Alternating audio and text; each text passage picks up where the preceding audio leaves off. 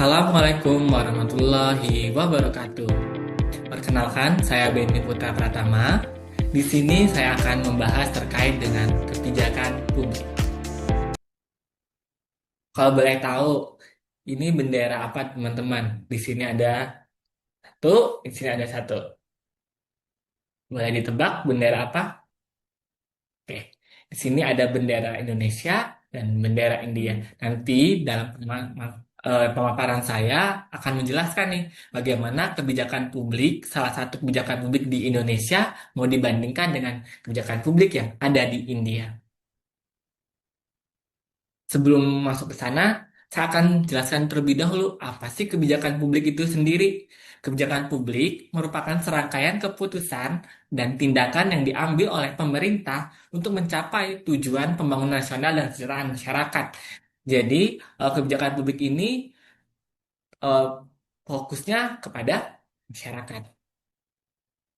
Jadi, kebijakan publik ini sendiri itu ada beberapa unsur. Yang pertama ada aktor yang berwenang, itu adalah suatu instansi atau individu yang mempunyai wewenang terkait dengan kebijakan publik itu sendiri. Yang kedua ada tujuan atau masalah publik, masalah yang ada di masyarakat. Yang ketiga ada instrumen tindakan. Di sini ada pedoman, undang-undang dan lainnya, serta orientasi kebijakan publik, kepentingan dari publik itu sendiri. Jadi kebijakan publik itu harus berorientasi, bermanfaat atau memiliki tujuan untuk kepentingan publik atau kepentingan masyarakat. Jadi ada beberapa hal terkait karakteristik kebijakan publik. Ada lima. Yang pertama ada bersifat kolektif. Yang kedua ada mengandung tujuan tertentu. Yang ketiga normatif dan praktis. Yang keempat ada keputusan dari pemerintah. Dan yang kelima itu adalah berbasis masalah publik. Jadi terdapat lima karakteristik kebijakan publik. Untuk jenis-jenis kebijakan publik itu sendiri ada dibagi menjadi dua. Yang pertama berdasarkan tujuan, yang kedua berdasarkan sifat. Sedangkan berdasarkan tujuan itu yang bersifat regulatif, distributif, redistributif, konstituen. Sedangkan yang sifat itu bersifat formal dan informal. Jadi ada jenis-jenis kebijakan berdasarkan dasar tujuan dan berdasarkan sifatnya. Terkait dengan proses kebijakan publik, terdapat lima langkah dalam proses kebijakan publik itu sendiri. Yang pertama, ada identifikasi masalah. Jadi kita kumpulkan dulu itu terkait dengan masalah-masalah yang ada di publik. Yang kedua, kita rumuskan terkait kebijakan apa yang tepat untuk mengatasi masalah tersebut. Yang ketiga, itu adalah legitimasi kebijakan, di mana di sini ada perumusan kebijakan yang dihadiri oleh aktor-aktor yang berwenang, serta selanjutnya ada implementasi, yang terakhir ada evaluasi. Jadi implementasi dari kebijakan tersebut akan dievaluasi untuk menilai bagaimana kebijakan publik itu sendiri bermanfaat tidak ke masyarakat. Di sini saya akan bahas nih terkait studi kasus yang ada di Indonesia. Di sini saya ambil terkait dengan eh, implementasi kebijakan kawasan tanpa rokok dalam pembatasan area merokok di Kota Cimahi. Jadi di sini saya akan analisis bahwa dalam jurnal ini atau pada paper ini pada tahun 2025 diterbitkannya itu saya akan bahas terkait bagaimana analisis kebijakan yang ada di Kota Cimahi terhadap kebijakan kawasan tanpa rokok.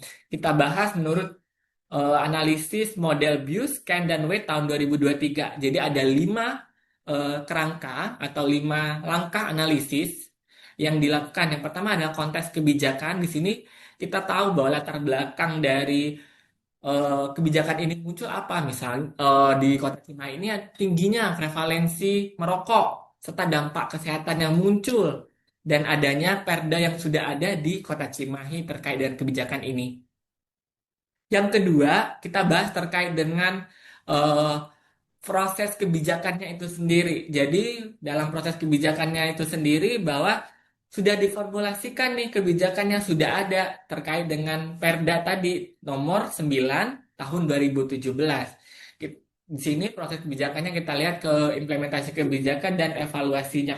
Setelah dievaluasi, masih banyak ternyata pelanggaran di area publik itu dalam hal merokok serta kurangnya kesadaran masyarakat dan lemahnya penegakan aturan di Kota Cimahi. Yang ketiga ada aktor kebijakan.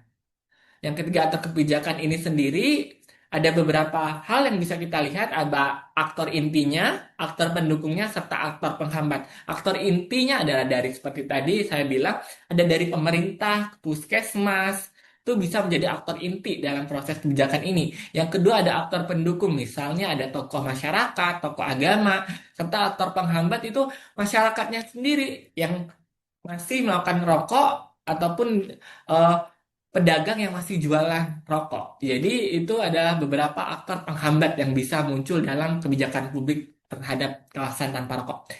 Selanjutnya ada konten kebijakan. Konten kebijakan itu eh, di sini bisa kita lihat apakah tujuannya instrumen kebijakan senjangan implementasi. Sudah kita lihat bahwa kesenjangan implementasi itu tidak merata penegakan aturan yang ada di Kota Cimahi terkait dengan kawasan bebas rokok. Jadi masih ada masyarakat yang belum dikasih sanksi tegas nih terhadap pelanggaran yang sudah dilakukan.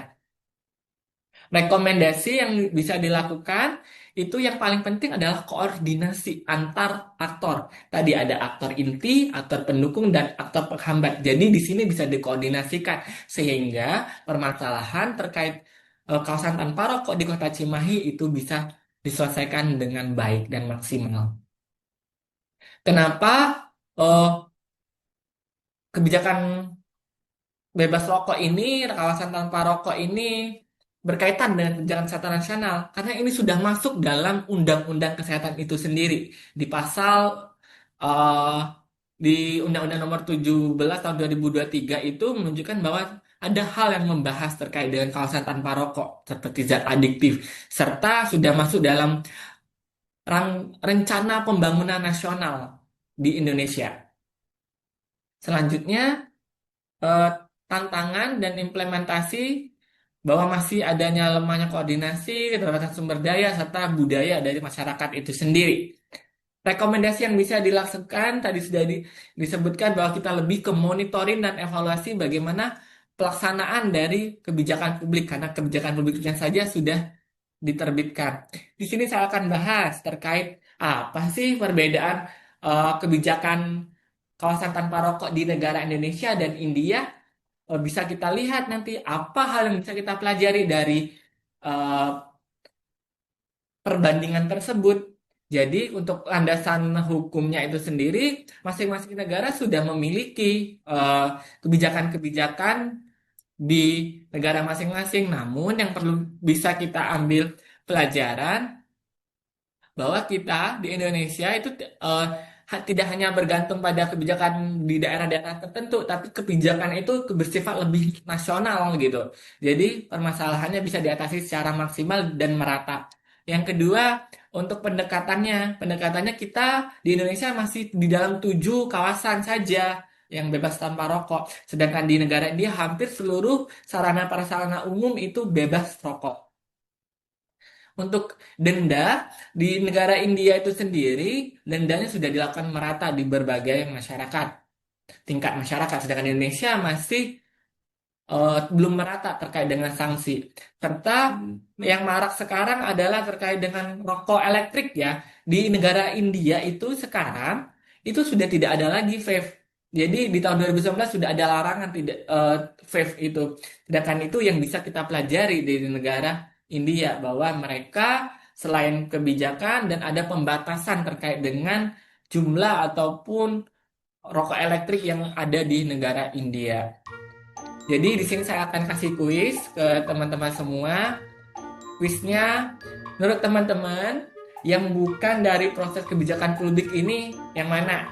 Apakah identifikasi masalah? Apakah yang B telaah jurnal, yang C ada implementasi, yang D dan evaluasi? Boleh teman-teman tebak yang mana? Jawab sesuai yang sudah saya jelaskan. Oke.